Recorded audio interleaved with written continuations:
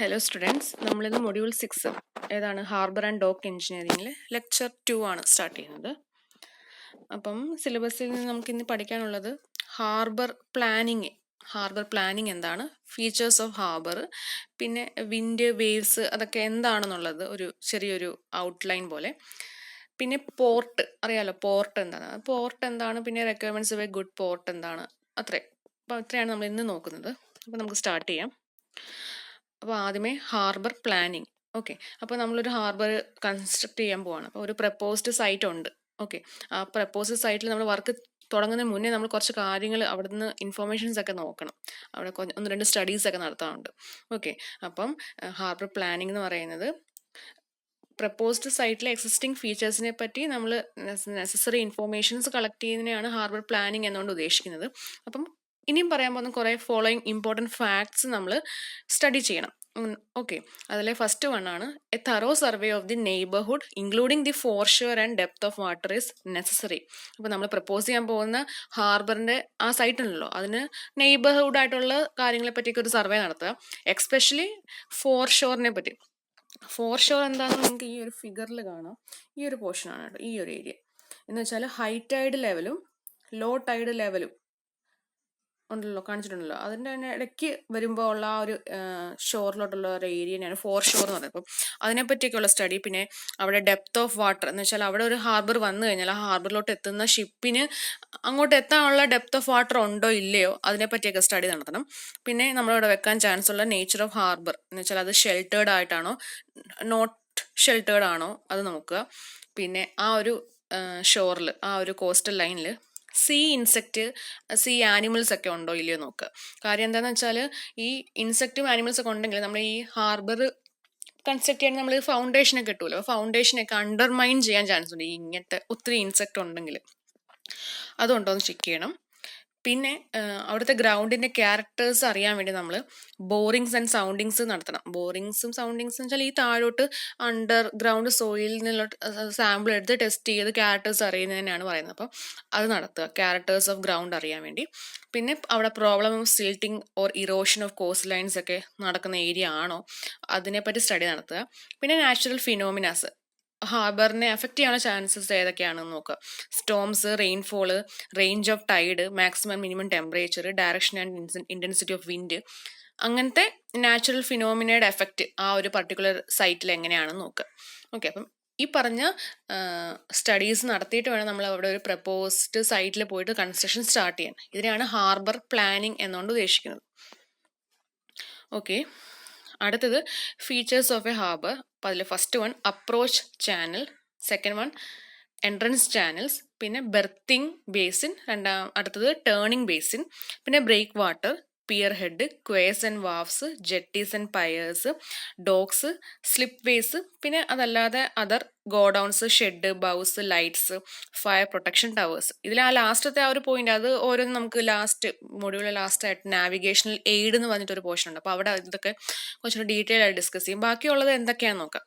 Okay, അപ്പം ഈ ഒരു ഫിഗർ എന്ന് പറയുന്നത് ഒരു ലേ ഔട്ടാണ്. ആർട്ടിഫിഷ്യൽ ഹാർബർ ഇല്ലേ, നമ്മൾ ക്ലാസിഫിക്കേഷൻ ഓഫ് ഹാർബർ പറഞ്ഞായിരുന്നു ആർട്ടിഫിഷ്യൽ ഹാർബർ. അവിടെ നാച്ചുറലി ഒരു ലാൻഡ് ഫോർമേഷൻ ഒന്നും ഇല്ല, രണ്ട് സൈഡിനെ പ്രൊട്ടക്ട് ചെയ്യാൻ നമ്മൾ ബ്രേക്ക് വാട്ടർ കൊടുക്കും എന്നൊക്കെ പറഞ്ഞായിരുന്നു, കെട്ടിവെക്കും. അങ്ങനെ തന്നെയാണ് ആർട്ടിഫിഷ്യൽ ഹാർബർ. അതിൻ്റെ ഒരു ലേ ഔട്ടാണ് കാണിച്ചിരിക്കുന്നത്. ഇതിൽ ഇപ്പോൾ പറഞ്ഞ ആ ഫീച്ചേഴ്സ് എല്ലാം മാർക്ക് ചെയ്തിട്ടുണ്ട്, ഓൾമോസ്റ്റ് എല്ലാം. ഓക്കെ, അപ്പം നിങ്ങൾ നോക്കിക്കേ, ഇവിടെ സി ആണ്. സിയിൽ നിന്ന് ഇങ്ങോട്ട് കയറാൻ വേണ്ടി ഒരു അപ്രോച്ച് ചാനൽ. ഓക്കെ, ഈ ഒരു ഹാർബറിലോട്ട് കയറണമെങ്കിൽ ഇതുവഴി കയറണം, അതിനാണ് അപ്രോച്ച് ചാനൽ എന്നുകൊണ്ട് ഉദ്ദേശിക്കുന്നത്. പിന്നെ എൻട്രൻസ് ചാനലുണ്ട്. പിന്നെ ഇപ്പോൾ കയറി വരുന്ന ഷിപ്പിന് ഇങ്ങനെ വന്ന് ബെർത്ത് ചെയ്യാൻ, പാർക്ക് ചെയ്ത് കിടക്കാനുള്ള പോർഷൻ, വാർഫ്, പിയർ, അതിനൊക്കെ സെയിം എഫക്റ്റ് തന്നെയാണ്. പിന്നെ ക്വേ അതെന്ന് പറയുന്നത് ഈ ഷോറിന് പാരലായിട്ട് കിടക്കുന്നതെങ്കിൽ അതിനെ അങ്ങനെ പറയുന്നു. പിന്നെ ഷിപ്പിനൊന്ന് ടേൺ ചെയ്യണം, അതിനുള്ള പോർഷനാണ് ടേണിംഗ് ബേസിൻ. അതിങ്ങനെ കെട്ടിയൊന്നും ഇട്ടിട്ടില്ലായിരിക്കും, ഒരു ഏരിയ വെച്ച് കൂട്ടി കൊടുക്കും, ഒരു റൗണ്ട് അതിനെ ടേൺ ചെയ്ത് ഫ്രീ ആയിട്ട് ടേൺ ചെയ്യാൻ വേണ്ടിയുള്ള ഏരിയ, അതിനാണ് ടേണിംഗ് ബേസ് എന്ന് പറയുന്നത്. ഇങ്ങനെ കെട്ടിയൊന്നും വെച്ചിട്ടില്ലായിരിക്കും, പക്ഷെ അതിനുള്ളൊരു പോർഷൻ നമ്മളവിടെ കൊടുക്കണം, കുറച്ച് ഏരിയ, വാട്ടർ ഏരിയ കുറച്ച് കൊടുക്കണം.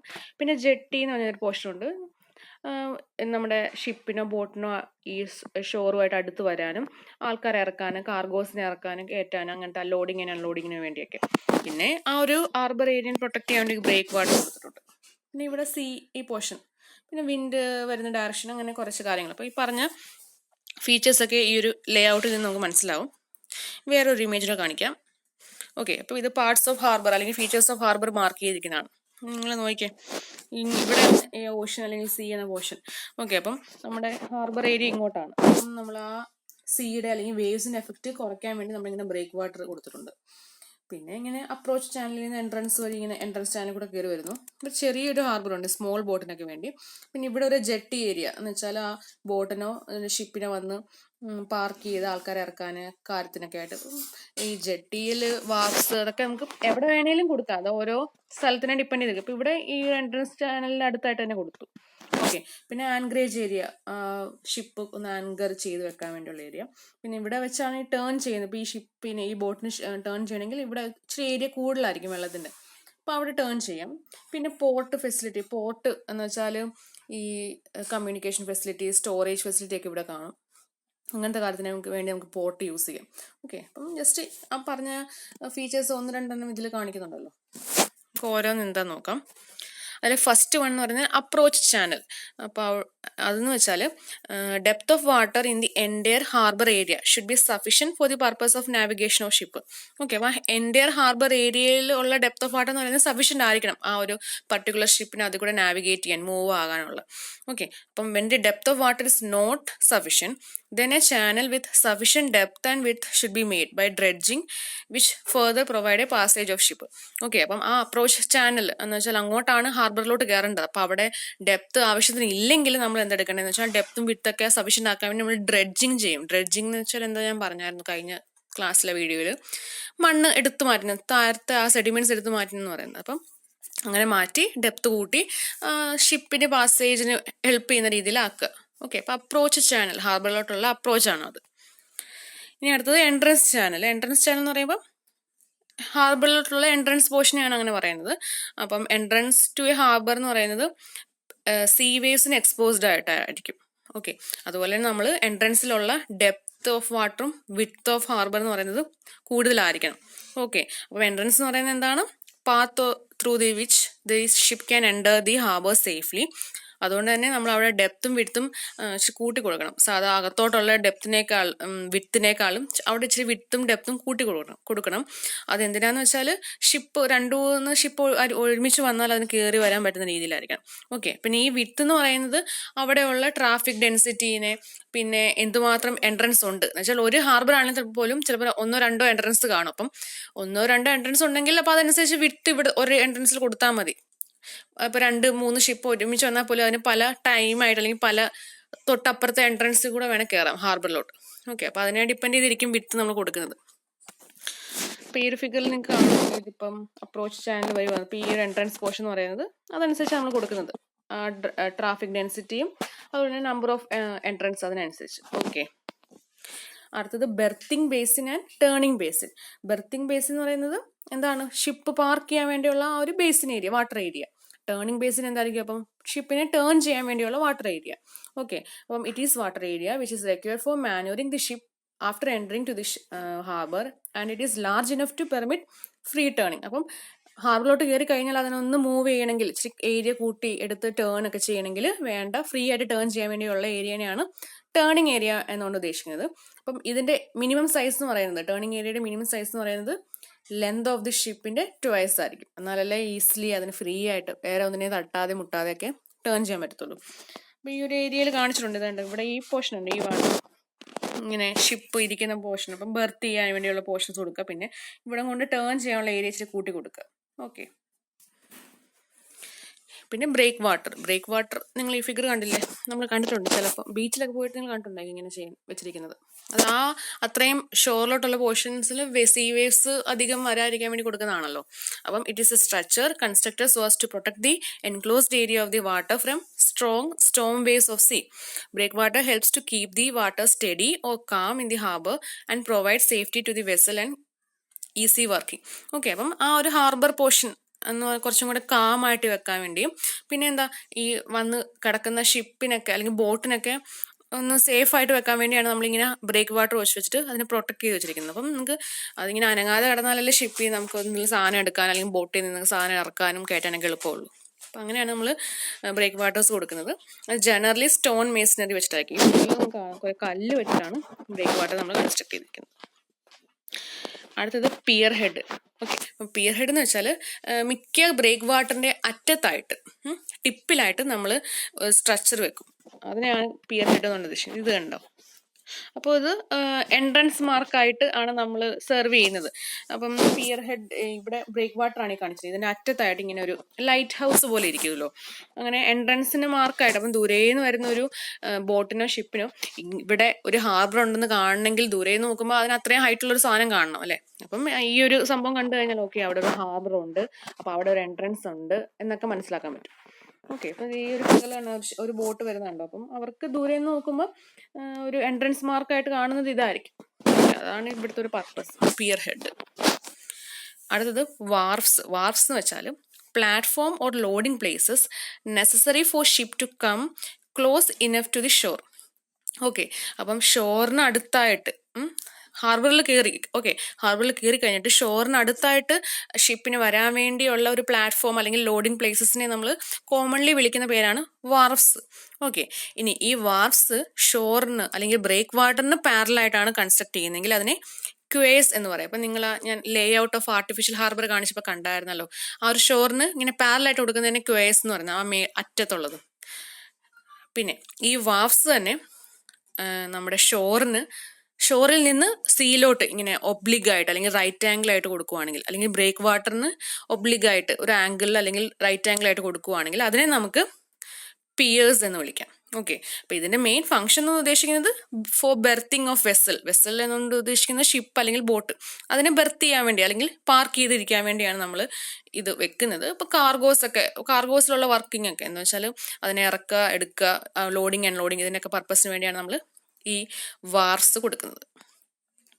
ഓക്കെ, അപ്പോൾ ഈ ഇമേജ് നിങ്ങൾക്ക് കണ്ടാൽ മനസ്സിലാവും, ഇത് ഷോർ ഏരിയ ആയിരിക്കും. അപ്പോൾ ഇതിന് പാരലായിട്ട് ഈ ക്വേസ് കൊടുക്കുന്നത്. അപ്പം ബോട്ട് ഇവിടെ വന്ന് ഇരുന്നാൽ അതിന് സാധനങ്ങളൊക്കെ ഇറക്കി ഇവിടെ വെക്കാനുള്ള സ്ഥലമൊക്കെ വേണം ക്വേസ് വെക്കുമ്പോൾ.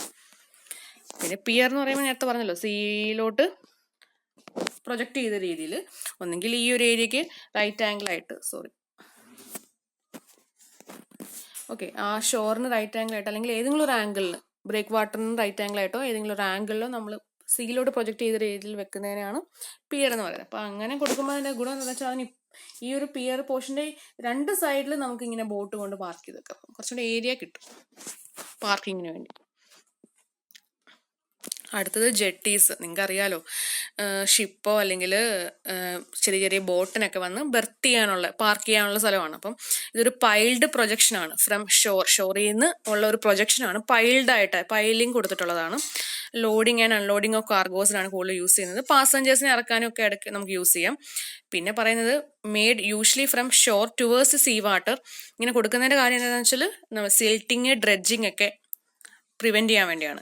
കാരണം നിങ്ങൾക്കറിയാമല്ലോ, നിങ്ങൾ ആലപ്പുഴയിലൊക്കെ പോയവർക്കറിയാം, ഈ ജെട്ടിയുടെ അടുത്തോട്ട് ഈ ബോട്ട് വരുമ്പോഴേക്കും എന്താണ് അവിടെ ഓളം അല്ലേ, ആ ഓളത്തിൻ്റെ ടൈഡൽ കറണ്ടിൻ്റെ എഫക്റ്റ് കാരണം എപ്പോഴും ഇങ്ങനെ ആ റിവർ ബാങ്കിൽ വന്ന് ഇങ്ങനെ വെള്ളം അടിക്കുമ്പോൾ എന്താ അവിടെ ഇങ്ങനെ സ്കോറിങ് ആക്ഷൻസ് ഒക്കെ ഉണ്ടാകാൻ ചാൻസ് ഉണ്ട്. അപ്പം ഇടിഞ്ഞിടിഞ്ഞ് പോകാൻ ചാൻസ് ഉണ്ട്. അപ്പോൾ ഇത് പ്രിവെൻറ്റ് ചെയ്യാൻ വേണ്ടി ജെട്ടിയുടെ അടുത്തോട്ടാണ് ബോട്ട് വരുന്നതെങ്കിൽ ഒത്തിരി റിവർ ബാങ്കിലോട്ട് അടുത്ത് വരുന്നില്ല. അപ്പോൾ ആ ഒരു എഫക്റ്റ് കുറയ്ക്കാൻ പറ്റും. പിന്നെ റിവർ ബാങ്കിലോട്ടുള്ള കറണ്ട് വരുന്നത്, ടൈഡൽ കറണ്ട് വരുന്നത് നമുക്ക് ഡൈവേർട്ട് ചെയ്ത് വിടാം. അപ്പോൾ അതുകൊണ്ടുള്ള സ്കോറിങ് ആക്ഷനൊക്കെ പ്രിവെൻറ്റ് ചെയ്യാം. അതാണ് ജെട്ടീസിൻ്റെ ഫങ്ഷൻ എന്ന് പറയുന്നത്. അടുത്തത് ഡോക്സ് ആൻഡ് സ്ലിപ്പ് വേസ്. ഇപ്പോൾ ഡോക്സും സ്ലിപ്പ് വേസും യൂസ് ചെയ്യുന്നത് ഷിപ്പിൻ്റെ റിപ്പയർ, മെയിൻ്റെനൻസ് വർക്ക്, കൺസ്ട്രക്ഷൻ വർക്കിന് വേണ്ടിയാണ്. അതിൽ ബിൽഡിംഗ് ഡോക്ക് എന്ന് പറഞ്ഞ സംഭവമുണ്ട്. അതെന്ന് പറയുന്നത് എസ്പെഷ്യലി കൺസ്ട്രക്ഷൻ ഓഫ് ഷിപ്പിന് വേണ്ടി, കൺസ്ട്രക്ഷൻ വർക്കിന് വേണ്ടി ആണ് യൂസ് ചെയ്യുന്നത്. ഓക്കെ, അപ്പോൾ ഈ പറഞ്ഞതാണ് different features of A harbour. അപ്പോൾ അത് ഏതൊക്കെയാണെന്നുള്ളതും ഒരു ഫിഗർ വരയ്ക്കാൻ, എന്ന് വെച്ചാൽ ആ ആർട്ടിഫിഷ്യൽ ഹാർബറിൻ്റെ ലേ ഔട്ടില്ലേ അതെങ്കിലും വരയ്ക്കാൻ പഠിക്കുക, ഇമ്പോർട്ടൻ്റ് ആണ്. പിന്നെ ഓരോന്ന് എന്താണെന്ന് എഴുതാൻ പഠിക്കുക.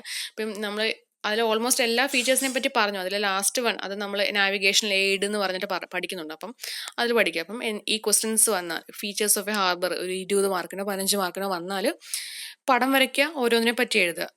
ഓക്കെ, ഇനി പറയാൻ പോകുന്ന 2-3 ഞാൻ പറഞ്ഞല്ലോ, നാവിഗേഷണൽ എയ്ഡ്, അതിനെപ്പറ്റിയും കൂടെ ഇതിൽ ഇൻക്ലൂഡ് ചെയ്യണം എക്സാമിന് എഴുതുമ്പോൾ. ഓക്കെ, ഇത് പിന്നെയും പറയാതിരിക്കാൻ വേണ്ടിയാണ് ഞാൻ അത് ലാസ്റ്റ് പറയാമെന്ന് വിചാരിച്ചത്.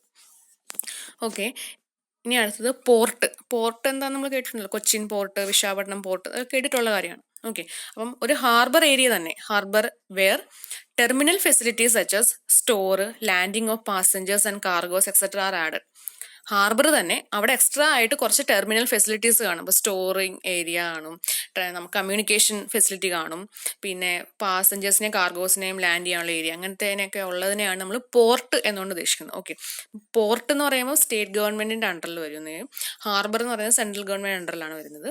പിന്നെ A port is A place which regularly provides accommodation four transfer of cargo and passengers two and from the ship. അപ്പോൾ ഷിപ്പിൽ നിന്ന് ആൾക്കാരെ അല്ലെങ്കിൽ കാർഗോസിനെ ഇറക്കാനും എടുക്കാനൊക്കെ ഒരു അക്കോമഡേഷൻ ആയിട്ടാണ് നമ്മൾ ഈ പോർട്ട് ആക്ട് ചെയ്യുന്നത്. ഓക്കെ, അപ്പം എന്താണ്, നമുക്ക് ഒന്നും കൂടെ പറഞ്ഞാൽ പോർട്ട് എന്ന് പറയുന്നത് എന്തിൻ്റെയൊക്കെ ഒരു സമ്മാണ്? ഹാർബറിന്റെ, സ്റ്റോറേജ് ഫെസിലിറ്റിയുടെ, കമ്മ്യൂണിക്കേഷൻ ഫെസിലിറ്റിയുടെയും പിന്നെ അല്ലാതെ ഉള്ള ടെർമിനൽ ഫെസിലിറ്റീസിന്റെ ഒക്കെ ഒരു സമ്മപ്പാണ് പോർട്ട് എന്നൊരു പ്ലേസ്.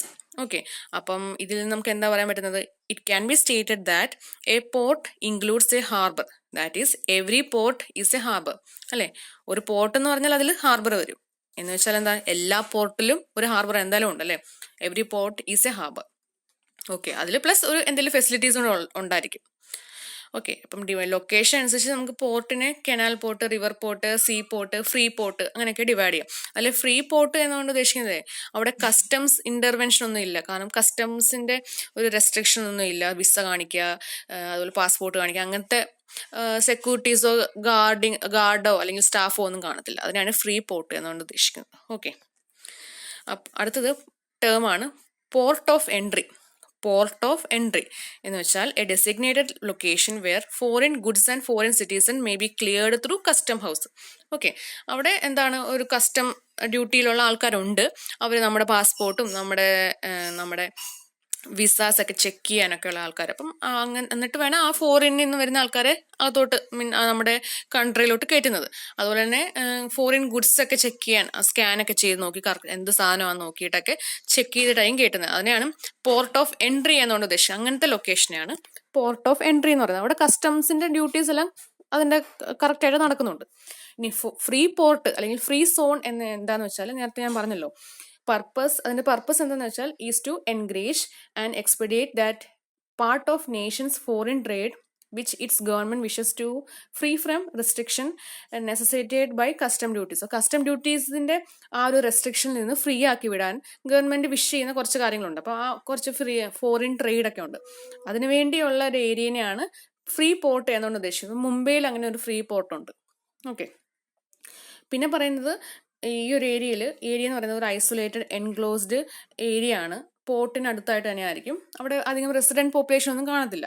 ഓക്കെ, പിന്നെന്താ പറഞ്ഞിരിക്കുന്നത്, it can be furnished with necessary facilities for loading and unloading, for supplying fuel, ship store, for storing goods, reshipping them by land or water. അങ്ങനെ കുറച്ച് ഫെസിലിറ്റീസും കൂടെ ഈ ഒരു ഫ്രീ പോർട്ടിൽ കൊടുത്തിട്ടുണ്ടായിരിക്കും. ലോഡിങ്ങിനും അൺലോഡിങ്ങിനും വേണ്ടിയുള്ള പ്രൊവിഷനും, ഷിപ്പിൽ ഫ്യൂവൽ സപ്ലൈ ചെയ്യാനുള്ളതൊക്കെ, സ്റ്റോറിങ്ങിന് വേണ്ടിയുള്ളതൊക്കെ ഇവിടെ കൊടുത്തിട്ടുണ്ട്. പിന്നെ ഈ ഒരു ഏരിയയിൽ എന്താ പറ്റുന്നത് വെച്ചാൽ നമുക്ക് ഗുഡ്സിനെ കുറച്ച് ലാൻഡ് ചെയ്യാൻ, സ്റ്റോർ ചെയ്ത് വെക്കാൻ, റീപാക്ക് ചെയ്യാൻ, മാനുഫാക്ചർ ചെയ്യാൻ, റീഷിപ്ഡ് ചെയ്യാൻ, അങ്ങനെ കാര്യങ്ങളൊക്കെ ചെയ്യാം. ഇവിടെ ഇതിനൊന്നും നമുക്ക് ഡ്യൂട്ടീസിന് അല്ലെങ്കിൽ കസ്റ്റം ഇന്റർവെൻഷൻ ഇല്ല. ആ കസ്റ്റംസിനുള്ള കാശ് കൊടുക്കൽ, പേയ്മെന്റ്, അങ്ങനത്തെ പരിപാടിയൊന്നും ഇല്ല. ഇതെല്ലാം ഫ്രീ ആയിട്ടായിരിക്കും നടക്കുന്നത്. അതുകൊണ്ടാണ് ഇതിനെ ഫ്രീ പോർട്ട് എന്ന് പറയുന്നത്. പിന്നെ ഇവിടെ തന്നെ നമുക്ക് പറയാം, പോർട്ടിൽ തന്നെ മെറൈൻ ടെർമിനലുണ്ട്, പാസഞ്ചർ ടെർമിനലുണ്ട്, കാർഗോ ടെർമിനലുണ്ട്. മെറൈൻ ടെർമിനൽ എന്ന് ഉദ്ദേശിക്കുന്നത് പോർട്ടിന്റെ ഒരു പാർട്ട് തന്നെയാണ്. അവിടെ ഈ കാർഗോസിന് ഹാൻഡ്ലിങ്, സ്റ്റോറേജ് ഫെസിലിറ്റീസ് ഒക്കെ നടക്കുന്നത്. പാസഞ്ചർ ടെർമിനൽ എന്ന് പറയുമ്പോൾ ആൾക്കാരെ ഇറക്കാനും കയറ്റാനൊക്കെ ഉള്ളത്. കാർഗോ ടെർമിനൽ എന്ന് പറയുമ്പോൾ പെട്രോളിയം, സിമെന്റ്, ഗ്രെയിൻസ് ഇതിനൊക്കെ സ്റ്റോർ ചെയ്യാനും ഹാൻഡിൽ ചെയ്യാനൊക്കെയാണ് യൂസ് ചെയ്യുന്നത്. ഇത് ഹാർബറിന്റെ അല്ലെങ്കിൽ പോർട്ടിന്റെ ഒരു പാർട്ടാണ് ഈ പറഞ്ഞ 3 ടെർമിനൽസ്. ഓക്കെ, അടുത്തത് requirements of a good port. Okay, അപ്പോൾ ഒരു ഗുഡ് പോർട്ടാണെന്ന് പറയാൻ വേണ്ട കാര്യങ്ങൾ എന്തൊക്കെയാണ്? ഒന്ന്, it should be centrally situated for the hinterland. എന്ന് വെച്ചാൽ ആ ഒരു പോർഷൻ, ആ ഒരു ഹിൻഡർലാൻഡ് എന്നുകൊണ്ട് ഉദ്ദേശിക്കുന്നത്, ഒരു പോർട്ടിലെ ഹിൻഡർലാൻഡ് എന്നുകൊണ്ട് ഉദ്ദേശിക്കുന്നത് ഒരു പോർട്ട് ഇരിക്കുന്ന ഒരു കൺട്രി ഉണ്ടല്ലോ, ആ കൺട്രിയുടെ അടുത്ത് എന്ന് വെച്ചാൽ ആ ഒരു പോർഷൻ അടുത്തായിരിക്കും. മുംബൈയിലുള്ള പോർട്ട് എന്ന് പറയുമ്പോൾ ആ മുംബൈ ഏരിയ ഉണ്ടല്ലോ, ആ ഏരിയക്ക് അടുത്താണല്ലോ.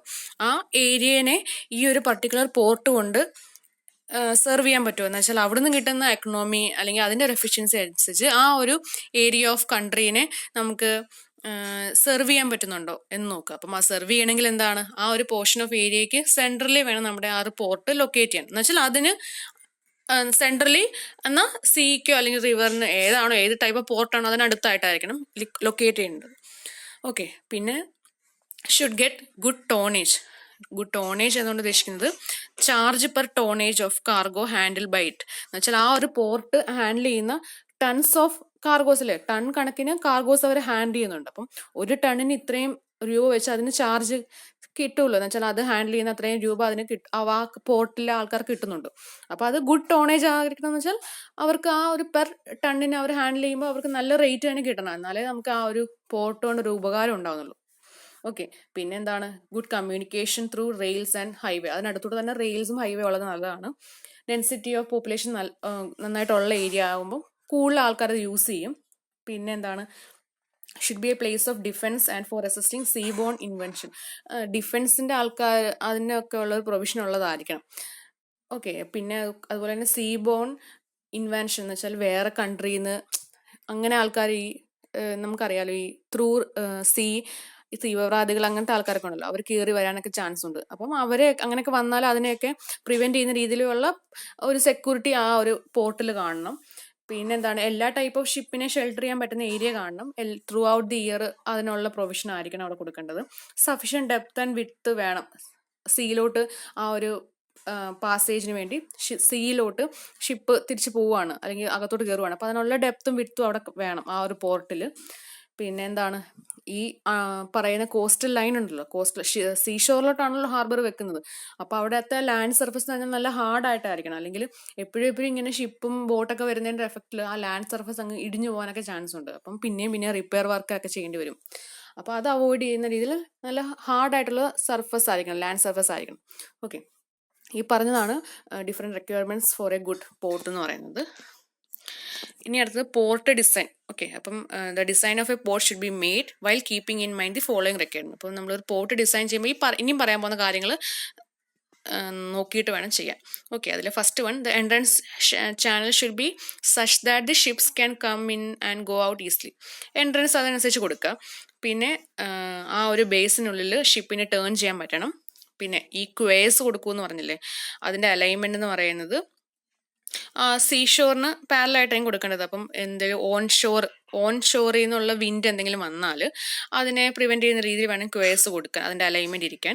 പിന്നെ ക്വേയുടെ ബിഹൈൻഡ് ആയിട്ടുള്ള ഒരു ഏരിയ ഉണ്ടല്ലോ, നമ്മൾ സാധനങ്ങളൊക്കെ ഇറക്കി വെക്കാനാണല്ലോ, ലാൻഡിങ് പ്ലാറ്റ്ഫോം ആയിട്ടാണല്ലോ യൂസ് ചെയ്യുന്നത്. അപ്പം ആ സാധനങ്ങൾ ഇറക്കി വെക്കുന്നത് ഇരിക്കാനുള്ള സഫീഷ്യൻറ്റ് വിഡ്ത്തുള്ള ഏരിയ ആണോ നോക്കുക. പിന്നെ പറയുന്നത് അടുത്തൂടെ എന്ന് വെച്ചാൽ പോർട്ടിൻ്റെ അടുത്തൂടെ റെയിൽവേ ട്രാക്കൊക്കെ ഉള്ളത് നല്ലതാണ്. അപ്പം അങ്ങനെയാണെങ്കിൽ നമുക്ക് കാർഗോസിനെ ലോഡ് ചെയ്യാൻ അൺലോഡ് ചെയ്യാനൊക്കെ എളുപ്പമാണ്. വേറെ സ്ഥലത്തോട്ട് കൊണ്ടുപോകാനുള്ളതായിരിക്കും. അപ്പം ഈസിലി നമുക്കത് റെയിൽവേ ട്രാക്കിൻ്റെ അടുത്തോട്ട് കൊണ്ടുപോകാം. റെയിൽസ് ത്രൂ അതിനെ നമുക്ക് ട്രാൻസ്പോർട്ട് ചെയ്യാൻ പറ്റും. ഓക്കെ. അപ്പം ഇത്രയും കാര്യങ്ങളാണ് നമ്മൾ പോർട്ട് ഡിസൈൻ ചെയ്യുമ്പോൾ അത്യാവശ്യമായിട്ട് മനസ്സിലാക്കി വെക്കേണ്ട കാര്യങ്ങൾ. അടുത്തത് 1-2 actions, atmospheric actions on harbour. ഏതൊക്കെയാണ്? വിൻഡ്, വേവ്, ടൈഡ്, കറണ്ട് എന്തൊക്കെയാണെന്നുള്ളത് ചെറിയൊരു ഡെഫിനിഷൻസ് പോലെ നോക്കാം. അപ്പോൾ വിൻഡ് എന്ന് പറയുന്നത് ഹൊറിസോണ്ടൽ മൂവ്മെന്റ് ഓഫ് എയർ എന്നാണ്. ഓക്കെ. അപ്പോൾ അത് ഉണ്ടാകുന്നത് എന്തുകൊണ്ടാണ്? എയർ പ്രഷറിൽ ഉണ്ടാകുന്ന ഡിഫറൻസ് കാരണമാണ്. ഈ എയർ പ്രഷറിലുള്ള ഡിഫറൻസ് ഉണ്ടാകുന്നത് differential heating and cooling effect കാരണമാണ്. ഓക്കെ. അപ്പം ഇൻ ഷോർട്ട് നമുക്ക് പറയാം വിൻഡ് എന്ന് പറയുന്നത് എയർ ഇൻ മോഷൻ ആണ്. ഓക്കെ. അപ്പം വിൻഡ് ക്യാരക്ടറിസ്റ്റിക്സ് എന്താണെന്ന് നോക്കാം അടുത്തത്. അപ്പം വിൻഡ് ക്യാരക്ടറിസ്റ്റിക്സ് എന്ന് വെച്ചാൽ ഒന്ന് ഡയറക്ഷൻ ഓഫ് വിൻഡ് ഉണ്ട്, ഫ്രീക്വൻസി ഓഫ് വിൻഡ് ഉണ്ട്, ഇൻറ്റൻസിറ്റി ഓഫ് വിൻഡ് ഉണ്ട്. ഓക്കെ. അതിൽ ഡയറക്ഷൻ ഓഫ് വിൻഡിനെ നമ്മൾ സ്പെസിഫൈ ചെയ്യുന്നത് കോമ്പസ് വെച്ചിട്ടാണ്. അവിടുത്തെ വിൻഡിൻ്റെ ഡയറക്ഷൻ നമ്മൾ സ്പെസിഫൈ ചെയ്യുന്നത്. പിന്നെ ഫ്രീക്വൻസി ഓഫ് വിൻഡ് എന്ന് പറയുമ്പോൾ ഒരു പർട്ടിക്കുലർ ഡയറക്ഷനിൽ ബ്ലോ ചെയ്യുന്ന വിൻഡ് ഒരു ഇയറിൽ എത്ര പ്രാവശ്യം ഉണ്ട് അതിനെ നമ്മൾ പെർസെൻറ്റേജിലാണ് ഡിനോട്ട് ചെയ്യുന്നത്. പിന്നെ ഇൻറ്റൻസിറ്റി എന്ന് പറയുന്നത് ആ വെലോസിറ്റി ഓഫ് വിൻഡ് തന്നെയാണ്. ഓക്കെ. അപ്പോൾ സ്പീഡ് ഓഫ് വിൻഡ് നമ്മൾ യൂഷ്വലി എക്സ്പ്രസ് ചെയ്യുന്നത് നോട്ട്സിലാണ്. ഓക്കെ. ആ 1 നോട്ട്സിൽ അങ്ങനെ നോട്ട്സിലാണ് നമ്മൾ ഡിനോട്ട് ചെയ്യുന്നത്. ഇനി വിൻഡിൻ്റെ സ്ട്രെങ്ത് എന്ന് വെച്ചാലും സെയിം തന്നെയാണ്, ആ ഒരു ഇൻറ്റൻസിറ്റി തന്നെയാണ്. അതിനെ നമ്മൾ എക്സ്പ്രസ് ചെയ്യുന്നത്, മെഷർ ചെയ്യുന്നത് km/h ആണ്. ഓക്കെ. ഒരു നോട്ട് എന്ന് പറയുമ്പം 1.852 km/h ആണ്. ഓക്കെ. അപ്പോൾ അതായിരുന്നു വിൻഡ്. ഇനി വേവ്സ് എന്ന് പറയുന്നത് എന്താണ്? സീ സർഫസിൽ ഉണ്ടാകുന്ന പീരിയോഡിക് ആയിട്ടുള്ള അണ്ടുലേഷൻസ് ആണ്. ഓക്കെ. അപ്പം ഈ വാട്ടറിൽ വേവ് ജനറേറ്റ് ചെയ്യുന്നത് എങ്ങനെയാണെന്ന് വെച്ചാൽ ഈ വാട്ടറിന്റെ മേളിൽ കൂടെ പോകുന്ന എയറില്ലേ അതിന്റെ മൂവ്മെന്റ് കാരണം എനർജി ഈ ഒരു വാട്ടറിലോട്ട് ട്രാൻസ്ഫർ ആവും. അതിന്റെ എഫക്റ്റ് കാരണമാണ് ഈ ഒരു അണ്ടുലേഷൻസ് ഉണ്ടാകുന്നത്. ഓക്കെ. നിങ്ങൾക്ക് ഇമാജിൻ ചെയ്യാമല്ലോ. പിന്നെ കോസസ് ഓഫ് സീ വേവ്സ് എന്ന് പറയുമ്പോൾ എന്തൊക്കെയായിരിക്കും? വിൻഡ്, എർത്തിന്റെ revolution, gravitation force of moon and sun, earthquake, landslide, ഇതിൻ്റെ കൂടെ എഫക്റ്റ് കാരണമാണ് ഈ പീരിയോഡിക് അൺഡുലേഷൻസ് സീ സർഫസിൽ ഉണ്ടാകുന്നത്. ഓക്കെ, അടുത്തത് ടൈഡ്. ടൈഡ് എന്ന് പറയുന്നത് due to gravitation force of sun and moon there is a rise and fall in ocean water. അതിനെയാണ് നമ്മൾ ടൈഡ് എന്നുകൊണ്ട് ഉദ്ദേശിക്കുന്നത്. എന്താണ് ടൈഡ്സ് എന്ന് പറയുമ്പോൾ? ഓഷ്യൻ വാട്ടറിൽ ഉണ്ടാകുന്ന rise and fall in water ലെവലാണ്. അത് gravitation force of sun and moon കാരണമാണ് ഉണ്ടാകുന്നത്. ഓക്കെ, അവിടെ വാട്ടർ ലെവലുള്ള റൈസിന് നമുക്ക് ഹൈ ടൈഡ് എന്നും ഫോൾ ഇൻ വാട്ടർ ലെവലിൽ നമുക്ക് ലോ ടൈഡ് എന്നും പറയാം. ഓക്കെ, പിന്നെ പറയുന്നത് ടൈപ്സ് ഓഫ് ടൈഡ്സ് ആണ്. അതിൽ first one spring tide. Spring tide അതെന്ന് പറയുന്നത് നേരത്തെ പറഞ്ഞ ഹൈ ടൈഡ് ഇല്ലേ, അത് തന്നെ.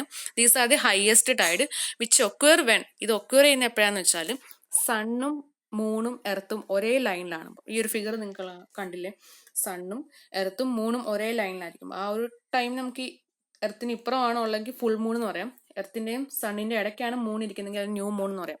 ആ ഒരു ടൈമിലാണ് സീ സർഫസിൽ സ്പ്രിംഗ് ടൈഡ് അല്ലെങ്കിൽ ഹയസ്റ്റ് ടൈഡ് ഉണ്ടാകുന്നത്.